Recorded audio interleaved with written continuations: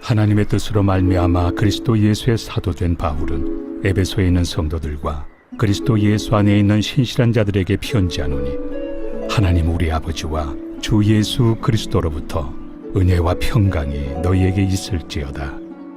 찬송하리로다. 하나님 곧 우리 주 예수 그리스도의 아버지께서 그리스도 안에서 하늘에 속한 모든 신령한 복을 우리에게 주시되, 곧 창세전에 그리스도 안에서 우리를 택하사 우리로 사랑 안에서 그 앞에 거룩하고 흠이 없게 하시려고 그 기쁘신 뜻대로 우리를 예정하사 예수 그리스도로 말미암아 자기 아들들이 되게 하셨으니, 이는 그가 사랑하시는 자 안에서 우리에게 거저 주시는 바 그의 은혜의 영광을 찬송하게 하려는 것이라. 우리는 그리스도 안에서 그의 은혜의 풍성함을 따라 그의 피로 말미암아 속량 곧 죄의 사함을 받았느니라. 이는 그가 모든 지혜와 총명을 우리에게 넘치게 하사 그 뜻의 비밀을 우리에게 알리신 것이요, 그의 기뻐하심을 따라 그리스도 안에서 때가 찬 경륜을 위하여 예정하신 것이니, 하늘에 있는 것이나 땅에 있는 것이 다 그리스도 안에서 통일되게 하려 하심이라. 모든 일을 그의 뜻의 결정대로 일하시는 이의 계획을 따라 우리가 예정을 입어 그 안에서 기업이 되었으니, 이는 우리가 그리스도 안에서 전부터 바라던 그의 영광의 찬송이 되게 하려 하심이라. 그 안에서 너희도 진리의 말씀 곧 너희의 구원의 복음을 듣고 그 안에서 또한 믿어 약속의 성령으로 인치심을 받았으니, 이는 우리 기업의 보증이 되사 그 얻으신 것을 속량하시고 그의 영광을 찬송하게 하려 하심이라. 여러분 반갑습니다. 오늘도 큐티로 여는 기막힌 하루입니다. 본문 말씀 에베소서 1장 1절부터 14절의 말씀입니다. 자, 오늘부터 이제 우리는 에베소서를 새롭게 큐티하게 되었습니다. 자, 사람들은 흔히 인간에 대해 말하기를 인간은 존귀한 존재라고 말합니다. 그러나 인간의 존엄과 가치는 결코 우리 스스로에게서 증명되는 게 아닙니다. 우리를 사랑하시는 하나님의 사랑이 어떠한지를 깨닫게 될 때 비로소 인간의 진정한 존귀와 가치는 증명되는 것입니다. 자, 그러면 하나님께서 우리를 얼마만큼 사랑하십니까? 성경은 삼위 하나님께서 나 한 사람의 구원을 위해 총동원되셔서 일할 만큼 우리를 사랑하신다고 합니다. 그래서 오늘 말씀을 통해 이 삼위 하나님께서 우리를 어떻게 사랑하시는지를 깨달음으로 우리의 존귀함을 또한 깨닫게 되기를 원합니다. 먼저 성부 하나님께서 우리를 조건 없이 사랑하십니다. 자, 1절부터 6절의 말씀에서 성경은 왜 하나님께서 우리를 구원하시기로 하셨는가에 대하 질문하고 그 대답으로서 그것은 하나님께서 우리를 사랑하셨기 때문이다 라고 합니다. 자, 여러분 너무 진부하고 뻔한 대답이라고 생각하십니까? 그러나 그렇지 않습니다. 왜냐하면 우리를 향한 하나님의 사랑은 매우 특별한 사랑이기 때문입니다. 성경은 우리와 하나님과의 관계에 대해 두 가지를 설명합니다. 우리를 향한 하나님의 사랑이 있고, 그리고 하나님을 향한 우리의 사랑이 있습니다. 자, 그런데 이 둘 중에 뭐가 먼저죠? 우리를 향한 하나님의 사랑과 하나님을 향한 우리의 사랑 중에 뭐가 먼저입니까? 성경은 우리를 향한 하나님의 사랑이 먼저라고 합니다. 그런데 오늘 에베소서가 우리들에게 가르쳐주는 매우 중요한 초점은 하나님께서 우리를 사랑하시되 언제 우리를 사랑하셨는가? 그 시점입니다. 오늘 성경은 하나님께서 우리를 언제 사랑하셨다고 합니까? 4절 말씀에 보니까 창세전이라고 합니다. 여러분, 이 창세전이란 언제입니까? 우리가 태어나기도 전입니다. 아니, 이 세상이 존재하기도 전입니다. 다시 말하면 우리가 태어나기도 전에, 아니 이 세상이 존재하기도 전에 하나님은 이미 우리를 아셨고 이미 우리를 사랑하셨다는 것입니다. 여러분, 성경이 우리에 대한 하나님의 특별한 사랑을 이야기하면서 왜 창세전이라고 하는 이 시점을 강조하겠습니까? 그것은 창세전에 라고 말함으로써 우리를 향한 하나님의 사랑에 어떤 인간의 공로나 행위가 전혀 개입할 여지가 없다는 것을 말하고자 하는 것입니다. 자, 여러분, 이게 왜 그렇게 중요할까요? 오늘날 많은 그리스도인들이 이 하나님의 조건 없는 사랑을 누리지 못합니다. 오히려 반대로 하나님의 사랑을 확신하지 못할 뿐만이 아니라 하나님도 나 같은 건 사랑하실 리가 없다고 하는 이 불안감에 시달리고 있습니다. 왜 그럴까요? 왜냐하면 이 땅의 모든 사람은 이 죄악된 세상에 살면서 깨어지고 불완전한 사랑에 상처받으며 살고 있기 때문입니다. 자, 이 세상에서 하나님의 사랑을 가장 닮은 사랑이 있다면 그것은 부모의 사랑이라고 아마 모든 사람이 입을 모아 이야기할 것입니다. 그러나 이 부모의 사랑도 깨어지기는 마찬가지입니다. 부모가 자녀를 사랑한다고 하지만 자신도 모르게 얼마나 자녀를 향해 조건적인 사랑을 하고 있는지 우리는 잘 모릅니다. 사실 부모들만 아는 공공연한 비밀 하나가 있습니다. 그것은 모든 부모는 자녀를 사랑합니다. 하지만 모든 부모가 자녀를 똑같이 공평하게 사랑하고 있지는 못한다는 사실입니다. 여러분, 부모의 마음 안에서도 조건에 따라 더 사랑하는 자녀가 있고 덜 사랑하는 자녀가 있습니다. 인정하든 인정하지 않던 그것은 사실입니다. 이뻐서 잘생겨서, 똑똑하고 공부 잘해서, 내 말을 잘 들어서, 남자여서 여자여서, 이렇게 자녀를 사랑할 때에도 뭔가 조건에 따라서 그 사랑의 크기가 달라진다는 것입니다. 아마 요즘 젊은이들은 잘 모르겠지만 제 나이쯤 돼도 기억하는 이 대한민국 역사에서 가장 비극적인 살인자가 있습니다. 그는 바로 박한상이라고 하는 젊은이입니다. 그는 어느 날 자신의 아버지 어머니를 칼로 끔찍하게 죽이고 그 살인을 감추기 위해서 집에 불까지 지르는 이 존속살인을 저지르고 말았습니다. 근데 왜 그가 그런 끔찍한 일을 저지르게 됐습니까? 이 박한상은 한약 약재상으로 아주 크게 성공한 부모님 밑에서 유복하게 자랐던 그 집의 장남이었습니다. 그때 당시 부모가 그랬듯이 이 장남이다 보니 그 집의 기대와 사랑을 한 몸에 받고 자랐습니다. 특별히 그의 부모님은 이 아들이 한의사가 되어서 배움이 짧아 돈은 많이 벌었어도 약재상의 이름으로 살아온 이 자신들의 한을 이 아들이 채워주기를 기대했습니다. 그런데 불행하게도 이 박한상은 그런 부모의 기대를 채워줄 만한 능력이 없었습니다. 그래서 매번 한의대 시험에 떨어지고 사고만 치고 그렇게 살았죠. 그런데 어느 날 그 집의 둘째 아들이 떡하니 한의대에 합격하게 된 것입니다. 그러자 순식간에 그 집안의 모든 기대가 첫째 아들에서 둘째 아들에게로 쏠리기 시작했습니다. 그리고 이 장남은 집안의 기둥에서 찬밥 신세로 전락하고 만 것이죠. 물론 그것이 이 살인의 정당화를 해줄 수는 없습니다. 그러나 어쨌든 이 부모의 기대와 사랑을 동생에게 빼앗겼다는 그의 상실감과 불안감이 살인의 결정적인 동기가 되었다는 것만큼은 부인할 수 없는 사실이죠. 여러분, 이렇게 아무리 부모의 사랑이 귀하다고 해도 부모의 사랑도 죄에 오염되고 불완전한 사랑이다 보니까 그 안에 여러 조건에 따라 더 사랑하기도 하고 덜 사랑하기도 하면서 원치 않게 사랑을 주고받는 것입니다. 자, 그런데 이게 왜 문제입니까? 이런 인간의 조건적인 사랑에 의해 상처받은 사람들은 이 무조건적인 하나님의 사랑을 믿지를 못하는 것입니다. 누리지도 못한다는 것입니다. 여러분, 우리가 분명히 살면서 이 조건적인 사랑에 배신을 당하고 상처를 입었을 수도 있습니다.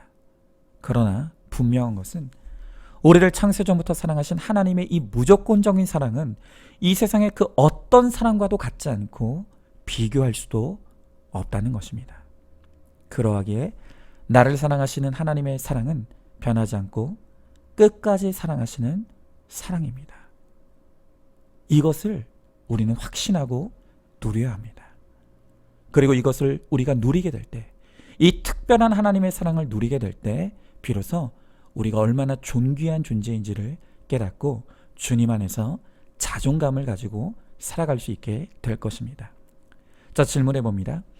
부모님의 편애 때문에 상처받았다고 생각하십니까? 그러면 나는 내 자녀들에게 공평한 사랑을 주고 있다고 확신하십니까? 이 세상에 그 어떤 사람도 완전한 사랑을 할 수 없다는 것을 알고 있습니까? 오직 하나님만이 무조건적이고 완전한 사랑을 주시는 분이심을 깨닫습니까? 내가 그 하나님의 그 무조건적인 사랑을 받는 대단한 사람임을 믿고 그 사랑을 누리시기 바랍니다. 자, 두 번째로 성자 예수님께서 우리에게 은혜를 베푸십니다. 자, 방금 우리는 성부 하나님께서 우리를 창세전부터 사랑하셨다고 했습니다. 그렇기 때문에 우리를 사랑하시기 위해 하나님께서 하신 일이 무엇입니까? 그것이 바로 우리의 구원을 계획하신 것입니다. 자, 그러나 하나님께서 우리의 구원을 계획하셨다고 해도 그 구원이 자동적으로 이루어지는 것은 아닙니다. 그 하나님께서 세우신 계획, 구원의 계획을 실행할 분이 필요했습니다. 그런데 바로 그 하나님의 구원 계획을 성취하신 분이 성자 예수님입니다. 그래서 7절부터 12절의 말씀에 보면 그리스도 안에 라는 말이 3번이나 반복이 됩니다. 여러분, 그리스도 안에라는 말이 무엇입니까? 그것은 예수님이 하나님의 구원의 계획을 성취하셨다는 것입니다. 그렇기 때문에 예수 그리스도를 믿지 않으면 누구도 구원받을 수 없다는 것을 가르쳐 주는 것입니다. 바로 여기에 이 기독교의 유일성이 있습니다. 지금 우리 시대에 다원주의가 판을 치고 있습니다.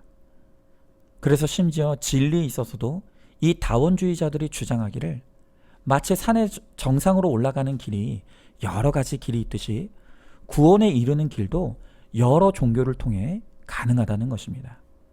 여러분, 듣기에 얼마나 좋은 소리입니까? 그러면서 그들은 말하기를 하나님은 자신의 존재를 다양한 존재를 통해서 알리셨다는 것입니다. 기독교에 하나님이 있듯이 유대교에는 야훼, 이슬람에는 알라, 또 불교에는 부처로 그 이름만 다를 뿐이지 결국 다 똑같은 하나님이고 각자의 종교에서 그 하나님을 잘 믿으면 구원받을 수 있다는 것입니다. 여러분, 정말 이 말만 듣고 있으면 이것이 정말 너무 좋은 말로 들립니다.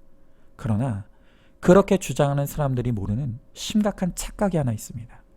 그것은 우리 기독교의 유일성은 하나님의 존재에도 있지만 그보다 기독교를 기독교 되게 하는 이 독특성과 유일성을 가지게 하는 가장 중요한 존재는 바로 예수 그리스도라는 것입니다. 왜냐하면 하나님의 이 구원의 계획을 완전하고 완벽하게 성취하신 분이 바로 이 예수님 한 분밖에 없기 때문입니다. 그래서 예수님도 자기 자신에 대해서 스스로 말씀하시기를 내가 곧 길이요 진리요 생명이니 나로 말미암지 않고는 아버지께로 올 자가 없느니라 라고 하십니다. 오직 예수님만이 유일무이한 구원의 길인 것을 증언하시는 것입니다. 그래서 오늘 9절의 말씀에 보니까 이 예수 그리스도로 말미암은 구원의 진리가 비밀이라고 합니다. 이 비밀의 헬라어 미스테리오는 선택적으로 알려진 사실이라는 뜻입니다. 다시 말하면 이 예수 그리스도의 진리는 마치 도서관에서 책을 열람하듯이 알고 싶다고 아무나 열어서 볼 수 있는 것이 아니라 하나님께서 창세전부터 미리 아시고 택하신 오직 하나님의 자녀들에게만 열어서 보여주신 신비 중에서도 신비라는 것입니다. 그러면 그 많고 많은 사람들 중에 왜 하필이면 나입니까? 왜 나에게만 예수 그리스도를 알게 하시고 믿게 하셨습니까? 이에 대한 성경의 대답은 은혜입니다. 이 은혜라는 말 외에 성경은 다른 어떤 설명을 말하지 않습니다. 그저 우리가 할 일은 그 하나님의 은혜, 예수 그리스도께서 우리에게 베풀어 주신 그 은혜를 누리고 감사하며 감탄하고 감격하는 일밖에는 없다는 것입니다. 이렇게 우리는 하나님의 사랑을 받고 예수님의 은혜를 입은 존재들입니다. 우리는 사랑과 은혜가 오늘 이 시간에도 쏟아 부어지고 있는 존재들이란 말입니다. 그러니 우리가 어떻게 대단한 존재가 아닐 수가 있겠습니까? 나 같은 죄인을 위해 죽으시고 부활하셔서 구원의 생명의 길을 열어주신 예수 그리스도의 은혜를 바로 내가 지금 이 시간 누리고 있음을 감사하고 감격하면서 그 은혜를 선포하며 살아가는 우리가 되기를 소망합니다. 자, 질문해 봅니다. 이 세상의 기적 중의 기적이 예수 그리스도를 믿게 된 것임을 깨닫고 있습니까? 나에게 예수님께서 베푸신 이 구원의 은혜에 감사와 감격을 드리고 있습니까?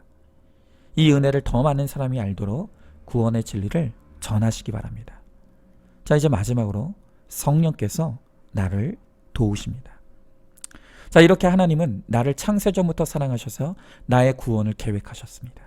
그리고 예수님은 아버지 하나님의 구원 계획을 성취하셔서 나에게 구원받을 수 있는 길을 열어주셨습니다. 자, 그런데 아무리 하나님이 계획하시고 예수님이 그 구원을 성취하셨어도 아직 남아있는 게 있습니다. 그것은 성령 하나님께서 나를 도와주셔야 한다는 것입니다. 성령 하나님의 도우심 없이는 그 구원의 진리를 믿을 수도 없고 깨달을 수도 없다는 것입니다. 그래서 우리의 구원은 성령 하나님의 도우시는 사역으로 완성이 되는 것입니다. 여러분, 우리는 성령님 하면 은사적인 것만을 생각합니다.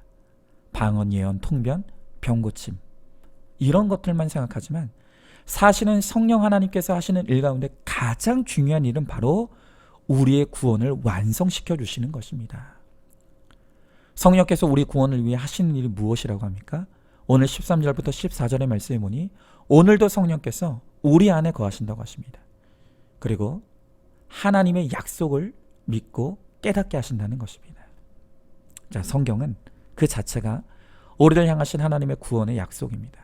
그래서 우리가 우리의 교과서인 성경을 펴고 스승 되시는 성령께 물을 때 성령께서 말씀으로 우리의 고난과 사건이 우리의 구원을 이루시기 위한 하나님의 약속의 사건인 것을 깨닫게 하십니다. 바로 그것을 깨닫게 될 때 우리는 인치심, 우리가 구원받은 하나님의 자녀라는 것을 확신하게 되고 속량, 그 확신을 누리는 자녀의 삶을 살아갈 수가 있는 것입니다. 이렇게 성령 하나님은 우리 안에서 우리를 떠나지 않으시고 우리와 함께 거하시면서 오늘도 우리의 거룩과 구원을 도와주시는 하나님이시라는 것입니다.